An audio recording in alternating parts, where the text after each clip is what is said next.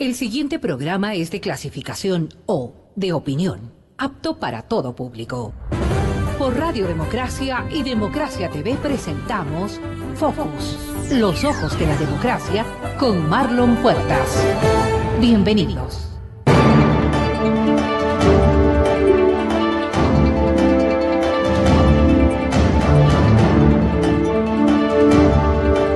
Saludos cordiales, gracias por su atención a un nuevo programa de Focus en Democracia. Hoy estamos martes 18 de julio de 2017 y como ha ocurrido en las últimas semanas, en los últimos días, nuevamente son días de intenso movimiento político. Hoy nuevamente ha comparecido en la Fiscalía el vicepresidente de la República, Jorge Glass, para declarar ahora por el caso Kaminowska, en el que también aparece involucrado su nombre, pero repitiendo su discurso de casos anteriores como el de Odebrecht, el vicepresidente de la República ha declarado, ha mencionado, ha repetido que es inocente de todas las acusaciones que se le imputan, políticamente sobre todo, porque jurídicamente no está procesado en ningún caso, hay que decirlo. Eso por un lado. Don Lenín Moreno, el presidente, también ha dado que hablar al dar un espaldarazo, un respaldo expreso el día viernes pasado en la ciudad del Coca, al manifestar que según él, pues el vicepresidente ha desvanecido con sus únicas declaraciones las acusaciones también que han vertido en su contra. Así que le ha pedido un favor, le ha dicho: Jorge, dedícate ya a trabajar, ya no vayas a los medios, ya no te defiendas más, que yo te necesito para que me ayudes. Eso fue lo que dijo el presidente al respecto. Y bueno, también hay movimientos en los medios públicos. Ayer fue designado director del Telégrafo el periodista Fernando Larenas, un colega de larga trayectoria, un colega que no se ha caracterizado justamente por ser seguidor del correísmo, lo cual viene a ser en definitiva una buena noticia en principio. Así que veamos cómo le va a Fernando en esta dura responsabilidad de sacar del desprestigio en el que cayó el Telégrafo últimamente. Pero el tema del día de hoy que vamos a tratar aquí en el programa tiene que ver con las audiencias de la Comisión Interamericana de Derechos Humanos que se desarrollaron en Lima la primera semana de julio, específicamente el 7 de julio, que por cierto, el Ecuador no acudió, el Estado, el gobierno ecuatoriano no envió ningún delegado a estas audiencias, lo que ya causó cierta sorpresa porque en el discurso Lenín Moreno ha cambiado las formas que tuvo en su momento Rafael Correa, y tal vez esperó alguien con optimismo que en este caso ahora acuda a alguien a las audiencias de Lima, porque además Ecuador siempre hay una agenda pendiente en su contra de denuncias presentadas justamente ante la CIDH. Pero aquí están en cambio el día de hoy dos de los asistentes que sí estuvieron en Lima, Juan Naus, de la organización Terra Mater. Gracias, Juan, por estar aquí. Y también Sofía Jarrín. Así es. Sofía Jarrín, que es de la organización del Centro de Estudios Sociales. Centro de Derechos Económicos y Sociales. Centro de Derechos Económicos y Sociales. Gracias por corregirme, Sofía. Usted es antropóloga, Juan es abogado, así que los dos estuvieron en Lima y nos van a contar aquí justamente el motivo de su presencia y para que nos cuenten el desarrollo de las audiencias. Así que quiero comenzar con Sofía. Sofía, cuénteme, ¿usted se sintió tal vez ilusionada en el sentido de que ahora iba a haber algún delegado del gobierno en estas audiencias de la CIDH? Bienvenida. Bueno, buenas tardes, gracias por la invitación. Para poner en contexto, las organizaciones sociales del Ecuador presentamos algunas solicitudes a audiencias temáticas. Fueron aceptadas dos. La primera, que se generó el día 7 de julio, fue en torno al hostigamiento de defensoras y defensores de derechos humanos, y la segunda fue en torno al derecho a la identidad cultural de pueblos y nacionalidades indígenas que se ven afectadas por proyectos extractivos de la Amazonía ecuatoriana. ¿Qué nacionalidades están en esa lista? Bueno, hicimos una apelación por todos los pueblos y nacionalidades, pero nos enfocamos en denunciar proyectos extractivos que afectan al pueblo quichua de Sarayaku, a la nación Zápara y también al pueblo Shuar Aruta. Nuevamente los arayacos están amenazados por el extractivismo. Así es, porque a pesar de que existen ya medidas previas, se ha seguido incursionando con la agenda de asignación de bloques petroleros en sus territorios ancestrales. Con la sentencia a favor de la Corte Interamericana también, que A ya pesar prohibió, así es más, emitió reparaciones. ¿Se cumplieron todas las reparaciones, por cierto, a favor del pueblo sarayaco? No, existen todavía puntos pendientes. Uno de ellos es la no repetición justamente de actividades extractivas, y es por eso que seguimos insistiendo frente a estos mecanismos internacionales la posibilidad de que el gobierno, que el Estado actúe para poder dar consecución a estas medidas que ya han sido dictaminadas por la Corte Interamericana, y por eso apelamos a la Comisión. Otra de las medidas dictadas por la Corte era el desminado completo también de la zona, desminado, o mejor dicho, minado que se hizo justamente para explotación petrolera también. ¿Cómo va eso? Así es, no se ha dado tampoco, bueno, se tenía que generar todo el tema de sacar la pentolita, pero tampoco que se ha dado una remediación sobre ese aspecto del dictamen de la Corte. Y ahora nuevamente entonces están amenazando con nuevas incursiones en ese sentido. ¿Qué le pasa al pueblo zápara? ¿Cuál es la amenaza? De igual manera, existen también asignaciones sobre bloques petroleros, y lo que hay que lo que hay que destacar sobre esto es que la actividad petrolera involucra la presencia de varios actores, el hecho de la industria como tal, amenaza las condiciones naturales del territorio. El pueblo zápara es un pueblo que está en contracción demográfica, que tiene una presión sobre actividades extractivas que han colonizado su territorio y que merecen tomar medidas para conservar la reproducción simbólica y material de su cultura, ya que estos pueblos, al igual que el pueblo zápara como los otros, tienen una relación íntima con su territorio, y el hecho de que exista una intangibilidad sobre esas tierras depende y está directamente relacionada a que se mantenga y se preserve su cultura. ¿Cuántos záparos quedan ahí en el sector? Son alrededor de 500 familias, ¿no? 500 personas. 500 personas. Que se han reducido, obviamente, me imagino. Sí. Antes tiene que haber sido mucho más. Sí, sí, sí. O sea, están en peligro. Están en peligro. Están en peligro. Así es. ¿Qué es lo que se piensa explotar el Estado en esa zona? Está concesionado en esa área El bloque 79 y 83. y el 83. Entonces, esos son los dos temas principales que ustedes llevaron hasta Lima, Así es. ante la comisión. Vamos con Juan. ¿Cómo fueron recibidas estas denuncias ahora en la sesión de Lima? Buenas tardes, Marlon, y gracias Bienvenido. por la invitación. Sí, efectivamente, la Comisión Interamericana es un organismo de la Organización de los Estados Americanos que tiene la potestad de la observancia, la protección y la promoción de los derechos humanos. Entonces, digamos que es un espacio propicio para que las organizaciones de la sociedad civil puedan justamente llevar los temas que les preocupa. Entonces, en ese sentido, la comisión, en la audiencia temática en la que asistimos, fueron bastante receptivos, a pesar de que hicieron preguntas muy buenas, muy informadas, conocían el tema. Estas denuncias iban a conocerse por primera vez ante el seno de la CIDH. Así es, o sea, específicamente los temas que vamos a denunciar, sí. Sí. Pasadas, hemos denunciado violaciones de los derechos de los otros tipos de derechos y en otras circunstancias. Es decir, esos son casos nuevos entonces que va a conocer, que ya está conociendo la comisión. Así es, sobre todo un caso nuevo que también lo presentamos como un ejemplo, digamos, emblemático, fue el caso de los Shuar de Nankín, que fueron justamente desahuciados y despojados de sus territorios a causa de la minería en su territorio. Entonces recordamos en diciembre, ¿no?, los sucesos que ocasionaron, digamos, el conflicto entre la policía y las Fuerzas Armadas contra las familias que se sentaban en este campo minero. Bueno, pero ese caso no es nuevo. Ese caso ya incluso se denunció en Ginebra, ante la Comisión de la ONU allá en Ginebra. Entonces, así es. Eso yo creo que, no sé si alguien presentó antes ante la Comisión este mismo caso. Bueno, son dos instancias distintas, ¿no? Los sucesos comenzaron en agosto del 2016, del año pasado. Y sí, eso fue materia de un informe que igualmente presentamos varias organizaciones de derechos humanos ante el Consejo de Derechos Humanos en el marco del examen periódico universal, que tuvo lugar en mayo. Sin embargo, la Comisión Interamericana, que es es el órgano de la OEA, ellos no conocían al respecto. A pesar de que sí se han enviado información para solicitar medidas cautelares, pero no fue de conocimiento en el ámbito de las audiencias temáticas de denuncia que cuenta la Comisión Interamericana para la Sociedad Civil.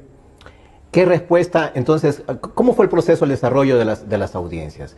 ¿Fueron solo las dos organizaciones de ustedes o hubo más también delegados del Ecuador en ese sentido? No, la audiencia la solicitamos 3 organizaciones de derechos humanos y 3 organizaciones de pueblos indígenas. Entonces la solicitamos como peticionarios el CEDES, el Centro de Derechos Humanos de la Universidad Católica, Amazon Watch y Terramate, perdón, eran 4 organizaciones. Y de pueblos indígenas fue el pueblo quichua de Sarayaku, la nación Zápara del Ecuador y el pueblo Xuararutam. Entonces esta audiencia la solicitamos, o sea, el proceso es así. Entonces uno solicita la audiencia, la petición, y la comisión recibe, o sea, recepta, o sea, varias peticiones. Entonces, en función de la relevancia del tema, en función de qué tan relevante es en el contexto, qué tan oportuno es, la comisión elige o no una audiencia temática. Entonces, en este caso, aceptaron nuestra petición.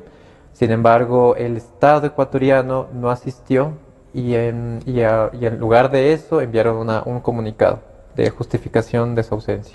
¿Cuál era la justificación? Básicamente 2 puntos eran lo que ellos manifestaban. El primero era que las organizaciones de sociedad civil que solicitamos hemos presentado reiteradas veces peticiones ante la comisión y se nos han aceptado a las mismas organizaciones. La otra... es decir, decían que estaban repetidas más o menos las denuncias. Los temas y las organizaciones están repetidos, según el Estado. Y la otra es que el Estado ecuatoriano tiene la obligación de asistir a las audiencias temáticas, que no es una obligación bajo el derecho internacional, a pesar de que hay muchos argumentos que se pueden demostrar lo contrario. Decían que no era obligación acudir. El mismo argumento del gobierno de Rafael Correa. Exacto. ¿Y eso quién lo envió? ¿Cancillería? Cancillería, exactamente. Cancillería. Aunque, bueno, ahí hemos especulado al respecto, hemos discutido al respecto de cuál fue la razón de esto, ¿no? Porque obviamente con el cambio de tono del nuevo gobierno, con la nueva forma que supuestamente se ha implementado del nuevo gobierno de Lenín Moreno, nosotros esperábamos que... Llegaron a pensar que podía enviar un delegado. Así es. O sea, era nuestra esperanza, era nuestra aspiración de que el nuevo gobierno pueda ya empezar a cambiar la forma y empiece a darle el respeto que se merece la Comisión Interamericana, a diferencia de su predecesor. En ese sentido, esperábamos que acuda una delegación, obviamente presidida por el Ministerio de Justicia o la Procuraduría o la Cancillería, y en lugar de eso nos cayó el baldazo de agua fría con las sillas vacías al frente nuestro. Entonces, claro, y solo nos dieron este comunicado de Cancillería. Y es curioso porque el gobierno de Moreno ha priorizado, dicen ellos, el diálogo. Y este era un escenario como para dialogar, ¿no? Así es. O sea, era el escenario para nosotros más idóneo para dialogar. Encima un escenario neutro. Exacto. Porque la comisión no es que responda a los intereses de ustedes ni de nadie, estaban en Lima. Entonces, creo que pudo haber ahí ha habido una buena oportunidad para que el gobierno justamente demuestre ese afán de dialogar, ¿no? Así es. O sea, la verdad es que nosotros no sabemos a ciencia cierta si es que esta decisión de no asistir ya fue tomada previo al nuevo gobierno, ¿no? Entonces puede ser el caso, porque obviamente estas audiencias ya se las conocía que iban a pasar en Lima, que iban a tomar lugar en Lima desde febrero. Entonces, estaban programadas. Estaban programadas desde febrero. Entonces puede ser el caso de que tal vez los funcionarios públicos que ya habían sido designados con el gobierno de Correa antes del cambio hayan tomado la decisión de no asistir. Entonces tal vez le doy el beneficio de la duda al nuevo gobierno, pero en todo caso sí podían haberlo previsto. Eso siendo bien intencionado, intencionado de su parte. Sofía, allá expusieron entonces estos nuevos problemas, porque estamos diciendo que son nuevas amenazas que hay contra los pueblos indígenas. Y un viejo problema que es la persecución judicial que hubo en el gobierno pasado en contra de los dirigentes, de los líderes también indígenas y sociales. Pero este gobierno también ya ha dado pautas. Ya hubo un pedido formal de parte de los indígenas, de los dirigentes indígenas de la CONAIE, ya fueron recibidos en Palacio de Carondelet y además ya han recibido, dijo Carlos Pérez Guartambel, lo calificó como caramelitos, a algunas amnistías que Moreno ha concedido. Indultos en realidad, indultos, porque el presidente concede indultos. Entonces ya están pues con los caramelitos en la boca y parece que van a continuar. Entonces ahí el reclamo de la persecución ya va quedando un poco sin piso tal vez. Bueno, creo que es difícil llegar a conjeturas precipitadas y también devaluar un poco un proceso que está en construcción es un poco peligroso. Se ha manifestado una voluntad por parte del gobierno por extender puentes de diálogo. Creo que todos valoramos eso como una actitud positiva. Siempre las organizaciones de la sociedad civil estamos justamente solicitando esos espacios y que esos espacios además sean legítimos, no sean instrumentalizados. Efectivamente, la Confederación de Nacionalidades Indígenas del Ecuador solicitó la amnistía de 197 líderes indígenas que han sido sometidos a procesos judiciales en estos últimos años, justamente por causas de defender sus derechos al territorio, a la identidad cultural y a procesos de luchas que han estado articulados al movimiento indígena históricamente. En este contexto, si bien yo creo que como toda estrategia política de generar lazos de confianza con sectores de la sociedad que han estado aislados y que han impugnado también la política pública, cómo se ha direccionado a favor de los intereses de una agenda extractiva que ha afectado los territorios, obviamente tiene que darse paso a paso. Creo que es importante la recuperación de confianza. Sin embargo, claro, es simplemente el primer paso de muchos, porque también se tiene que tomar en cuenta que el movimiento indígena, sobre todo, y las organizaciones de la sociedad civil, con todo este contexto de control y además de uso discrecional de los instrumentos de justicia, mantenemos una distancia vigilante, sí, siempre abiertos al diálogo y a facilitar estos procesos, pero el tiempo dirá si es que realmente cuando el diálogo se planteen temas de importancia como es la minería a cielo abierto sobre territorios ancestrales, cómo se va a respetar el derecho de los pueblos y nacionalidades a la identidad cultural y a la preservación de la cultura, sobre todo también cuando pongamos en cuestión el modelo de desarrollo que persigue la revolución ciudadana y cómo es el posicionamiento de esta nueva administración distanciándose de la práctica política que tenía la anterior. Eso es lo de fondo. Pero en todo caso, estos primeros gestos por parte del presidente Moreno de concederles a cuentagotas, digo yo, indultos, ya están, por ejemplo, libres completamente los 7 de Pastaza, que justamente eran enjuiciados y procesados por protestar durante el paro de agosto del 2015, un paro nacional en realidad que tuvo bastante fuerza. Pero en cambio quedan, recuerdo yo, los de Saraguro, por ejemplo. El propio caso de Nanquins en Zamora, o sea, hay algunos problemas fuertes que yo creo que persisten. No ha habido soluciones, parece que ha habido por ahí un parche, se han suspendido ciertas actividades, pero lo de fondo continúa. En todo caso, se ve una cierta parsimonia también, o sea, los indígenas estaban apurados, porque dicen, para poder conversar lo de fondo, primero necesitamos resolver esto de los procesados, pero a este ritmo parece que el tiempo va a pasar demasiado lento. Entonces, ¿ustedes cómo analizan eso también? La reacción por parte del gobierno en ese sentido, de dar poquito, así como para...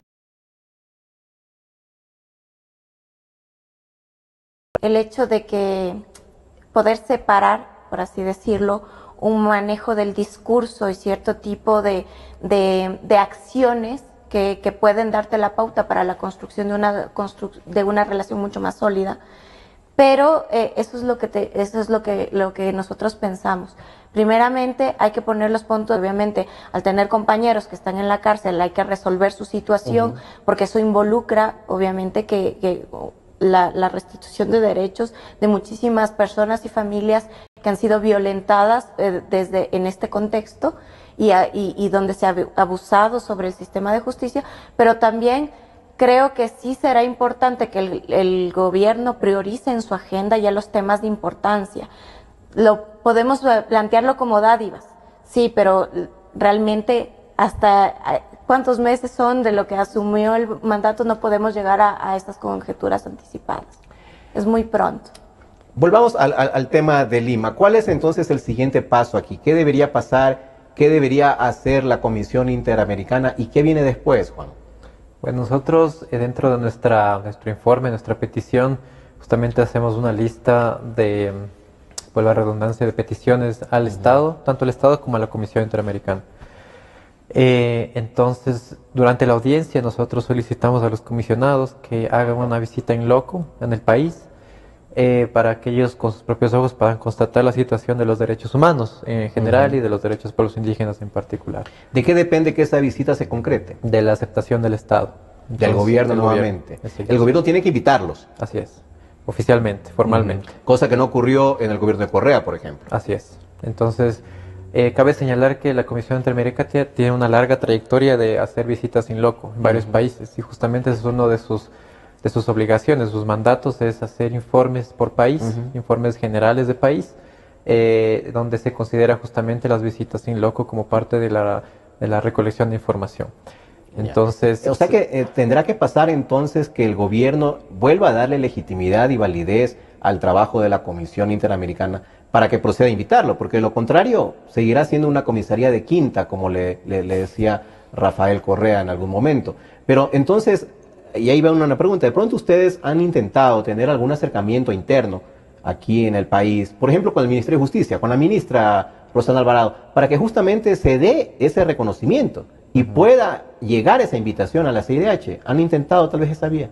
Todavía no hemos formalizado una vía o una mesa de diálogo con el gobierno. Hemos estado en varias reuniones previas entre organizaciones de la sociedad civil para justamente evaluar la situación, evaluar lo que, o sea, qué tan oportuno es. ¿Y por qué sería inoportuno si se supone que el gobierno quiere dialogar? Porque creo, lo que pasa es que la sociedad civil en Ecuador es muy diversa, ¿no? Y a veces es muy difícil también llegar a consensos dentro de la sociedad civil. Entonces hay muchas organizaciones que van a ser mucho más cautas en entrar con un diálogo que otras. Entonces, pero ahí hay un problema. Sí, o sea, no se pueden poner de acuerdo incluso entre quienes están reclamando. Pero eso es parte de los procesos democráticos en cualquier tipo de asociaciones o organizaciones que justamente. Lo que pasa es que, como decía, la sociedad civil se divide en muchos tipos, ¿no? La sociedad civil incluso incluye en el concepto de movimientos sociales que tienen otro tipo de base social, a diferencia de ONGs, por ejemplo. Entonces, en ese sentido, es por eso un poco difícil encontrar esos lazos. A pesar de eso... Pero sí hay esperanzas de que, por ejemplo, usted sí está de acuerdo en tratar de sentarse con delegados del gobierno para decir, mire, ahora sí, démosle la importancia que merece a la CIDH. Así es. O sea, de nuestra parte, por ejemplo, nosotros estamos dispuestos a tender puentes entre el sistema interamericano y el Estado, porque nos interesa que el Estado acuda, nos interesa que el Estado por supuesto. Contribuya al fortalecimiento del sistema interamericano, nos interesa que el Estado respete y sea parte también del sistema, porque claro, o sea, obviamente dentro del sistema interamericano, dentro del aparato de derechos humanos internacional, son las víctimas normalmente es la sociedad civil y el Estado es normalmente el que violenta los derechos humanos, ¿no? Claro. Entonces no se puede articular un pilar fundamental de un sistema. Entonces, en ese sentido, obviamente aplaudimos que, por ejemplo, el Estado ecuatoriano sí le dé el respeto que se merece a la Corte Interamericana. Tanto es así que incluso enviaron a un juez ahora a la Corte. Ya tiene su juez propio, sí. Así es. Sin embargo, creo que la Comisión todavía, o sea, falta ese respeto, ese merecimiento. Esa debería ser como que una lucha interna principal al momento para que justamente revertir lo que ha ocurrido en los últimos 10 años y darle el espacio que merece la Comisión Interamericana. Yo creo que en eso sí, por lo menos se debería haber un acuerdo aquí entre las organizaciones sociales. Sofía, no sé qué opina usted. Yo creo que, a ver, hay ciertos temas en comunes que pueden convocarnos como sociedad civil, como mantener un ambiente idóneo de para poder ejercer nuestro rol y ese poder de establecer vínculos con el Estado y cierto tipo de propuestas que ya sean mucho más propositivas para mejorar el rol de las instituciones y cómo fortalecer todo el sistema democrático. ¿Está de acuerdo entonces establecer también ese puente para por lo menos partir del reconocimiento? Sí, o sea, es nuestro interés, nosotros no tenemos interés de mantener un conflicto latente con el Estado. Para nosotros, y creo que es un deseo común, es que si el Estado puede ser un garante de derechos y las instituciones pueden ejercer su rol para justamente lograr ese bien común, eso es lo que nosotros deseamos. Y el problema es que al tener cierto tipo de vacíos a nivel de una implementación discrecional de la política pública y que sean violentados los derechos humanos, es ahí cuando la sociedad civil interpela la gestión de un Estado. Entonces, nosotros con todo gusto, incluso como dice Juan, hemos generado espacios de diálogo internos desde la sociedad civil para establecer un proceso de construcción de propuestas para acercarnos a este diálogo. Todavía no se ha consolidado formalmente una mesa de trabajo donde podamos discutir temas normativos y ya de cuál es la gestión de la política pública como tal. Sin embargo, en nuestra apertura y el ánimo de contribuir a este proceso. Ok, estamos conversando con Juan Naus y con Sofía Jarrín y vamos a hacer en este momento una pausa porque tenemos todavía una lista de temas pendientes para conversar con ellos. Volvemos. En un instante regresamos con Marlon Puertas en Focus por Democracia M y Democracia TV. Con el objetivo de combatir y prevenir la corrupción, el presidente Lenín Moreno recibió la nueva estrategia gubernamental del Frente de Transparencia y Lucha contra la Corrupción, la cual contempla 5 ejes de acción. Escuchemos las palabras de Lenín Moreno, presidente constitucional de la República.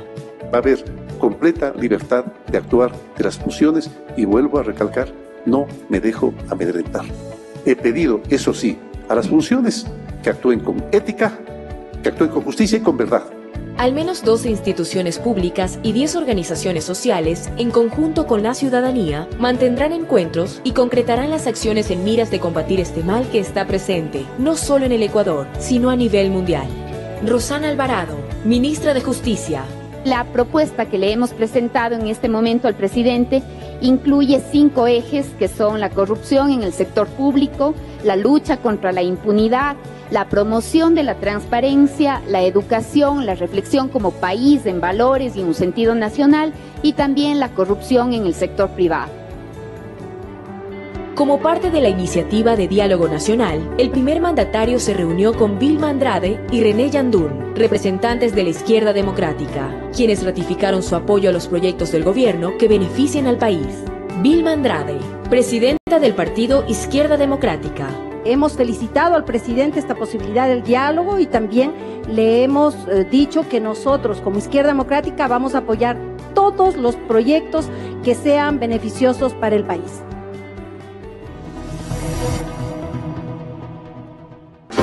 Desde el Distrito Metropolitano de Quito, Cadena Democracia, la radio de la gente. Volvemos con Focus por Democracia M y Democracia TV.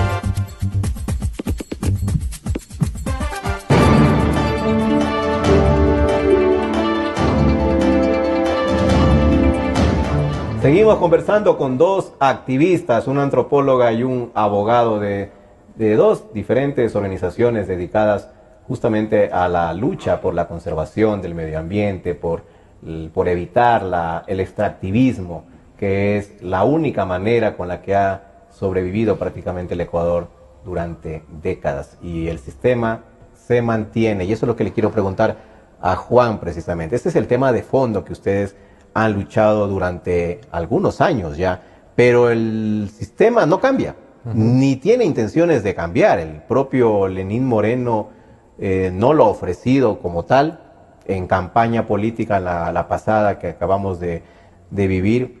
Prácticamente ningún candidato se comprometió a parar el extractivismo, porque saben, en el fondo los políticos son expertos en eso, que de ahí está la fuente de los recursos económicos que tanto necesitan ellos para cumplir, algunos a medias, sus promesas políticas, sus promesas de campaña. Entonces, ¿qué esperan ustedes que pase para que esto finalmente cambie y ya no sea solo la extracción de petróleo, la extracción de minerales, las minas a cielo abierto, las que generen los recursos que el Estado necesita?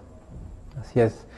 Bueno, Marlon, esta es una pregunta bastante compleja y claro, podríamos hablar horas, incluso de armar un seminario de una semana sobre este tema, pero y es justamente porque la complejidad del asunto yace por lo global también del tema de la energía, de los recursos fósiles, que también cruzan otras aristas, ¿no? Como las consecuencias de la extracción de recursos que puede tener para el cambio climático, en fin, y cómo otros países también, o sea, economías emergentes cada vez están dependiendo más también de los combustibles fósiles, y es ahí donde Ecuador entra, ¿no? Como un actor pequeño dentro de esta esfera geopolítica, en donde básicamente somos instrumentos de ambiciones de otros continentes, ¿no?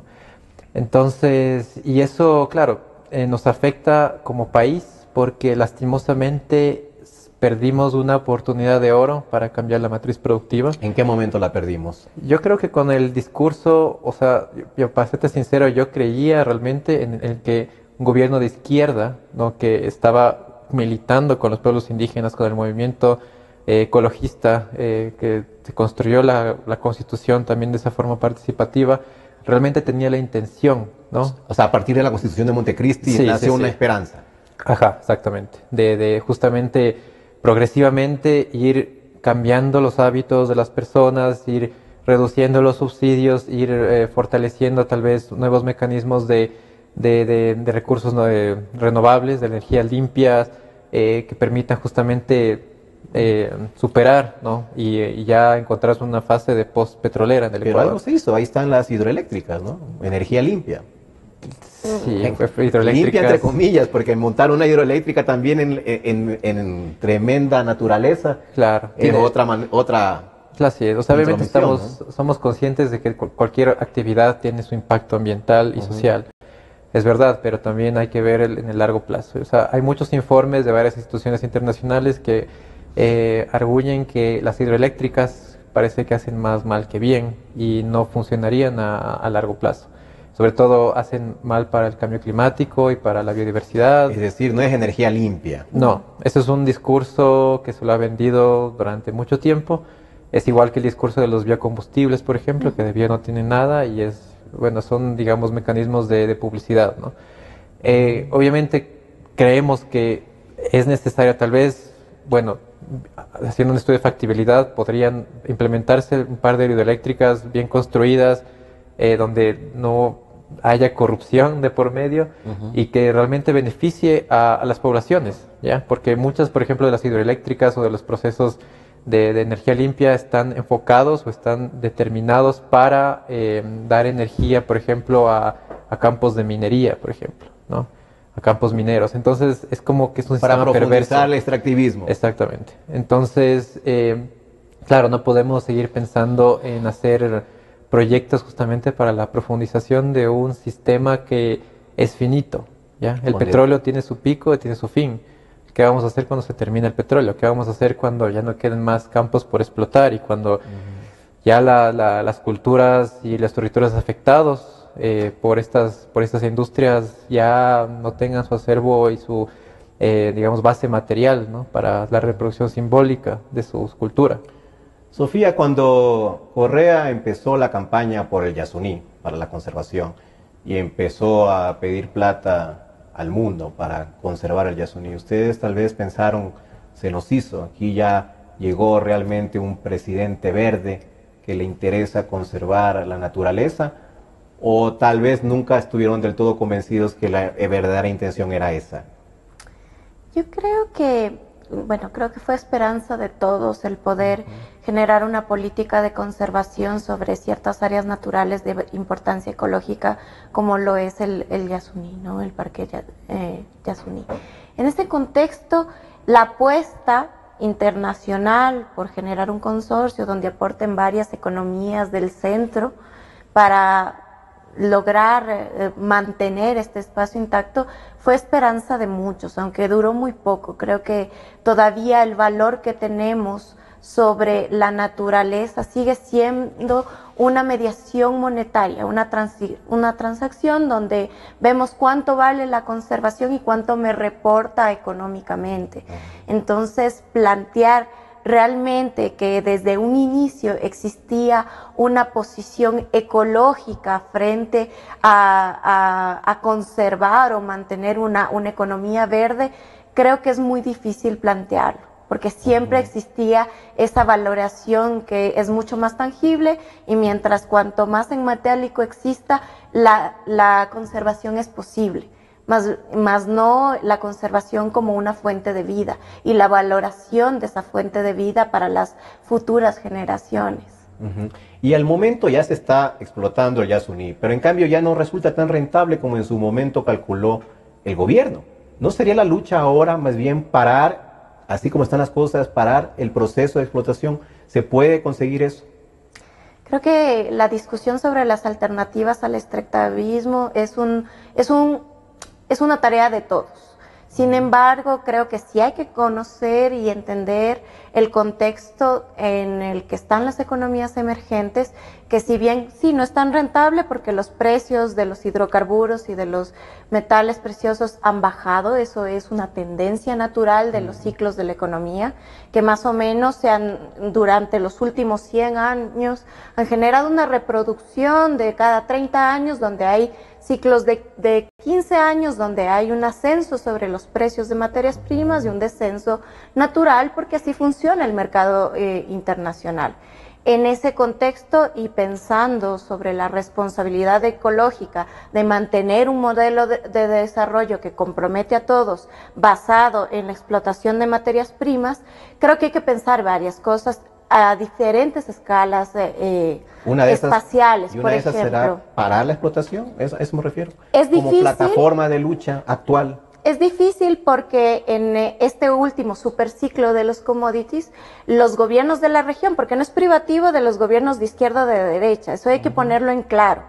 Todos los gobiernos que dependemos de materias primas reportaron un ingreso mayor al erario público, por tanto el gasto se incrementó de forma cuantiosa, y al existir la caída de los precios o lo que se llama la caída del superciclo, lo que genera es una crisis que se ve reflejada en varios elementos. Como somos países, por ejemplo, en Colombia, en Perú, con el Ecuador, que mantenemos la misma oferta de servicios, para tener una ventaja competitiva, lo que se genera es flexibilización de cierto tipo de estándares.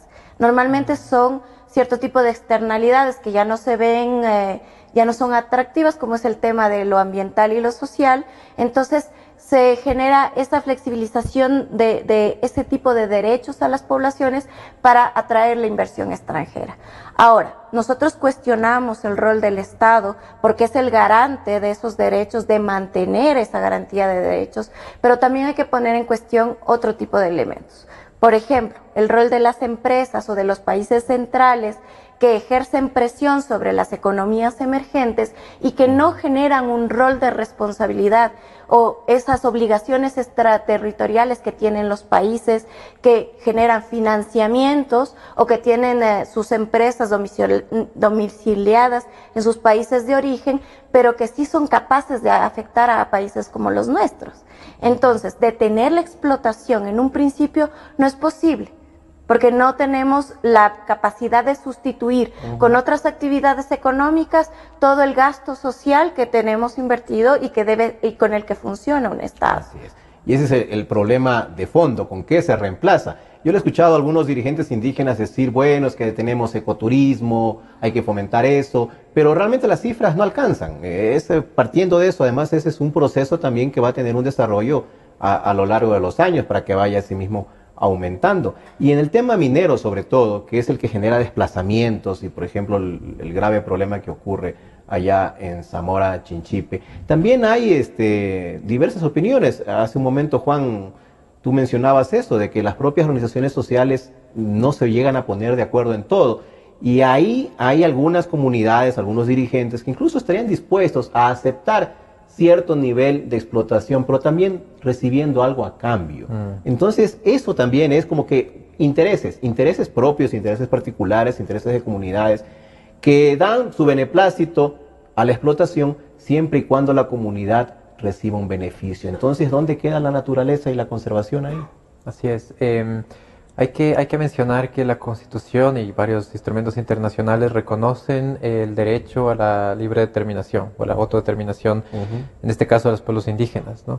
Y eso incluye, es un abanico de cuestiones, ¿no? En principio, este derecho reconoce que se debe, por ejemplo, consultar para poder llegar al consentimiento previo, libre e informado, que es digamos que es un derecho y es un mecanismo de participación que forma parte del abanico de la autodeterminación. Igualmente el tema de la distribución de los beneficios resultantes de la actividad extractiva o de cualquier otro proyecto de desarrollo, que justamente, claro, o sea, no hay que caer en esencialismos tampoco, ¿no? O sea, obviamente el hecho yo creo que ha sido tal vez una mala, no sé, ha habido ahí una brecha entre lo que es y lo que no es, ¿no? Hay muchos pueblos indígenas que, digamos, han querido, digamos, utilizar la naturaleza para su propia reproducción material, ¿ya? Desde en tiempos ancestrales, justamente, ¿no? Entonces, obviamente, hay muchos pueblos indígenas que argumentan la armonía como el límite a la explotación, digamos, de recursos naturales, ¿no? O sea, hay un tope. Entonces, claro, eso lo manejan varios pueblos indígenas, pero no todos. Hay otras poblaciones indígenas que sí estarían de acuerdo en que se explote cierto tipo de concesiones, siempre y cuando se haya beneficios de por medio. A eso me refiero, sí. Exacto. Entonces, es difícil decir hasta qué punto esto crea una división. Por ejemplo, el tema de la minería en Zamora no es lo mismo que en la minería en Morona, Santiago. Entonces, por ejemplo, en la zona de Zamora Chinchipe, donde está el proyecto Mirador, no solo es una zona donde habita población ancestral shuar, sino también es una zona donde habitan muchos mestizos, ¿ya? Que ya están, de hecho, trabajando para la compañía EXA en Zamora. Y en ese sentido hay más división ahí, por ejemplo, justamente por el tema cultural, por el tema económico. Entonces se ha creado mayor división, a diferencia de Morona Santiago, donde hay una mayor cantidad de territorialidad shuar en este caso, en donde ha habido mayor consenso por la conservación y por la protección de los territorios, a pesar de que esos territorios no han sido titulados formalmente. Y sin embargo ahí está la FISH, que es la organización shuar más importante, en donde veo que ahora hay un presidente, en cambio, que también está abierto a la posibilidad de la explotación. Mire usted, diferente al anterior presidente, que estaba completamente opuesto y hasta cayó preso. Claro, así es. Guachapá. Entonces, ahora vemos también un presidente totalmente abierto a la posibilidad, diciendo que esto nos va a traer desarrollo, enumerando una lista de beneficios que va a ir para toda la comunidad. Entonces, ¿en qué quedamos? Mire, ¿conservación o no? Es la pregunta. Así es. Yo creo que, bueno, las dinámicas político-organizativas de las nacionalidades indígenas son bastante complejas, ¿no? Y yo creo que va a llegar un punto en el que las promesas, por ejemplo, y es lo mismo que pasa acá con nuestras organizaciones políticas en territorios, la autoridad ancestral no es el presidente, digamos, sino son las bases, son las comunidades, son las asambleas, las que a la final determinan qué está bien y qué está mal para su propio bienestar, para su buen vivir. Entonces, yo creo que la decisión de explotar o no les va a competir a ellos en el ejercicio de su autodeterminación. Obviamente, y ahí vuelvo al punto de la consulta previa.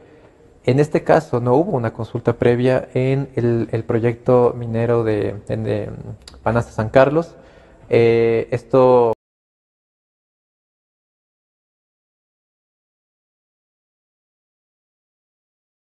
ni de extensión de la mano, ni de ningún mecanismo de participación. Peor aún, un mecanismo de consulta para llegar al consentimiento, como lo establecen los estándares internacionales y constitucionales.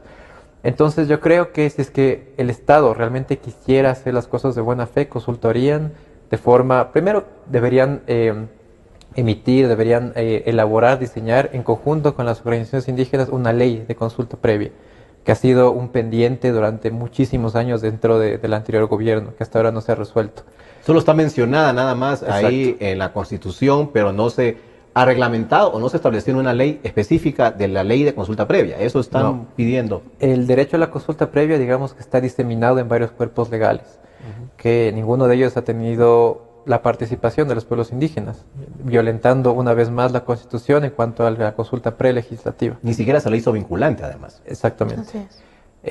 Entonces, claro, primero, si es que tenemos que poner las cosas en claro, o sea, ya yo hago una diferenciación. ¿Por qué se le facilitan las cosas a las empresas y por qué hay un afán de crear un ambiente propicio y legal de seguridad jurídica para las empresas, más no para los pueblos nacionales indígenas y comunidades que van a ser afectadas por estas empresas?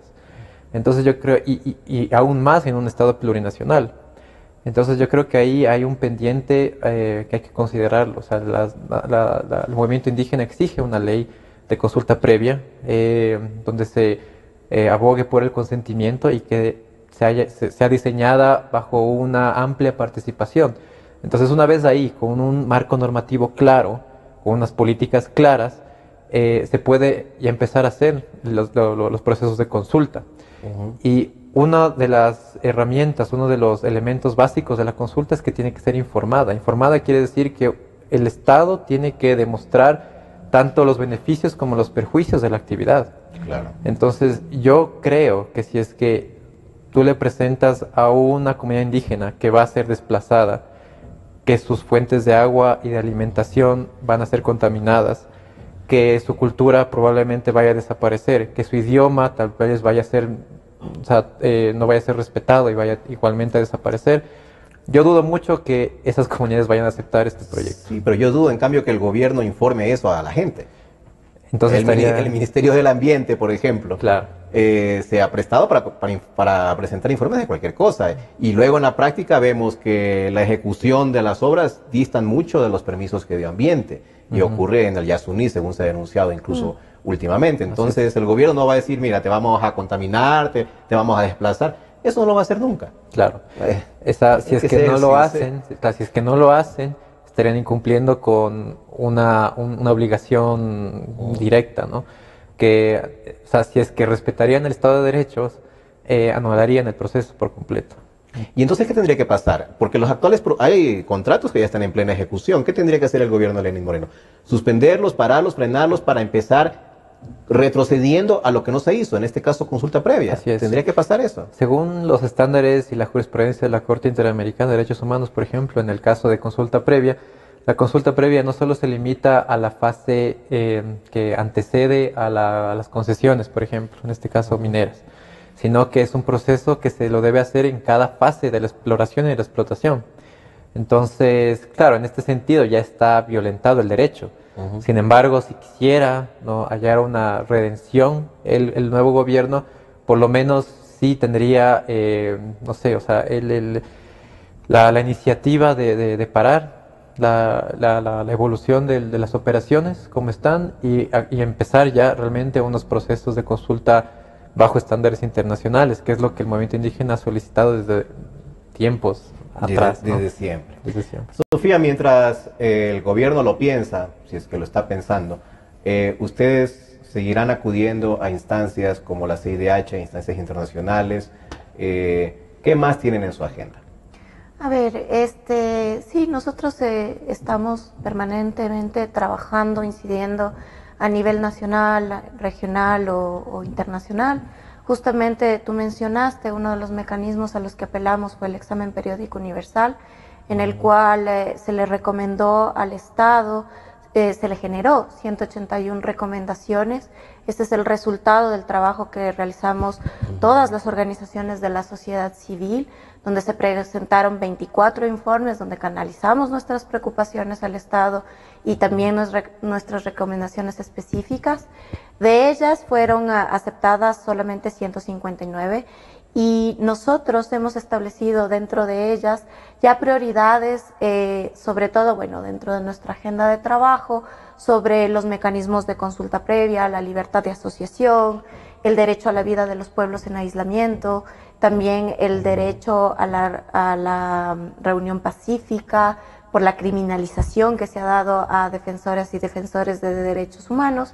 Entonces, lo que nosotros tenemos como agenda es justamente dar seguimiento a la implementación de estas recomendaciones e instamos al Estado a que las implemente, que realmente genere signos de voluntad, no solamente de voluntad política, sino ya de política pública que pueda ser territorializada. Para que se concrete. Exactamente, porque nuestra preocupación dentro de este tiempo político, sobre todo desde la anterior administración, eran las inconsistencias que existían entre el discurso y la práctica política.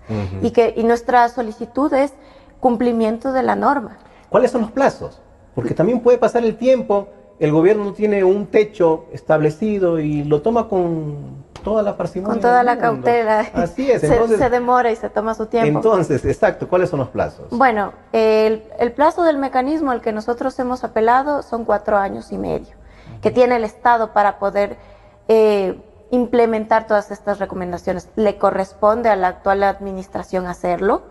Y bueno, o sea, la expectativa de todos nosotros es que si existe una nueva visión de gestión de lo político, que se generen muestras en torno a estas problemáticas, que ya están puestas sobre la mesa, que ya existe un trabajo previo, que ya se ha analizado los contextos y además cuenta con recomendaciones desde la voz de la sociedad civil de cómo deben ser manejados y qué es nuestra expectativa frente a las decisiones de la política pública. ¿Y cuándo la ONU hará la próxima revisión del cumplimiento de las obligaciones que tiene el Estado?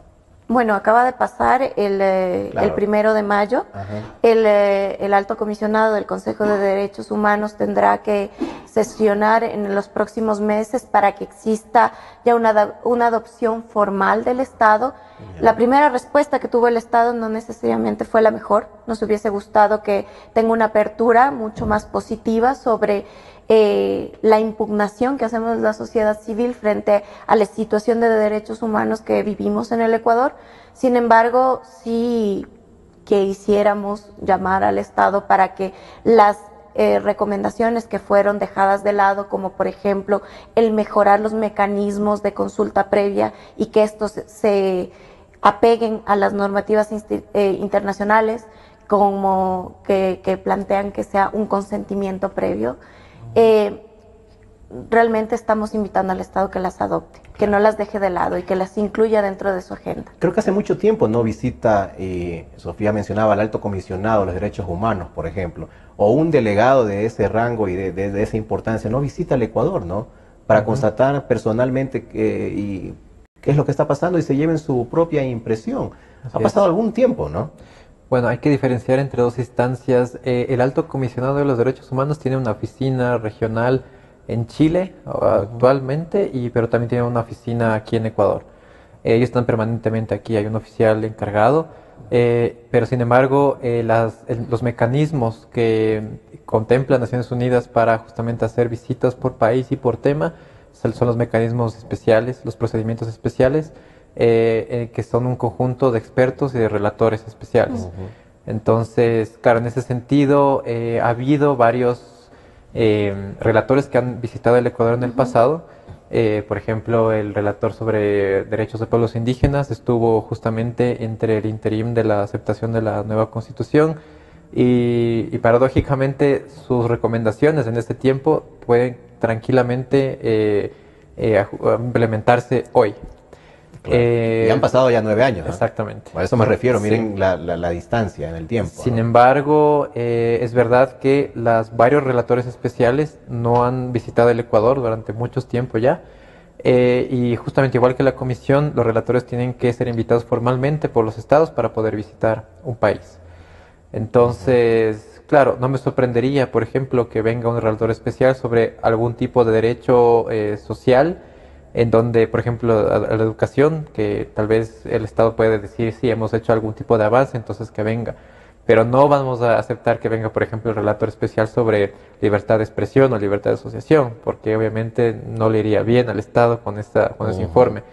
Entonces, claro, muchos de los estados, y esto es una cuestión, esto no es algo que le incumbe solamente al Ecuador. Hay muchos estados que forman parte de las Naciones Unidas que, escudándose bajo el argumento de la soberanía, no aceptan las invitaciones de los relatores. Entonces, están pendientes varias invitaciones de los relatores especiales al Ecuador. Bueno, esperemos que comiencen a enviarse esas invitaciones a propósito de que el propio presidente Lenín Moreno ha mencionado que quiere pedir colaboración a la ONU en la lucha contra la corrupción, por ejemplo. Él se ha mostrado abierto a ese tipo de participación y colaboración en vista de que al parecer aquí no nos alcanzamos en esa lucha gigantesca que es contra la impunidad y contra la corrupción. Así que esperemos. En realidad yo creo que sería muy importante una visita de esta magnitud para que nos analicen con asimismo una voz neutral, alejada de la política interna, y que hagan su propia evaluación. Así que gracias, se nos acabó el tiempo. Le agradezco a Sofía Jarrín y también a Juan Aus por su presencia, por su participación y por contarnos lo que hicieron en Lima en la primera semana de julio durante las sesiones que desarrolló allí la Comisión Interamericana de Derechos Humanos. Gracias a los dos, muy amables por su presencia, y gracias a ustedes por su atención. Nos veremos en un siguiente programa. Hasta entonces.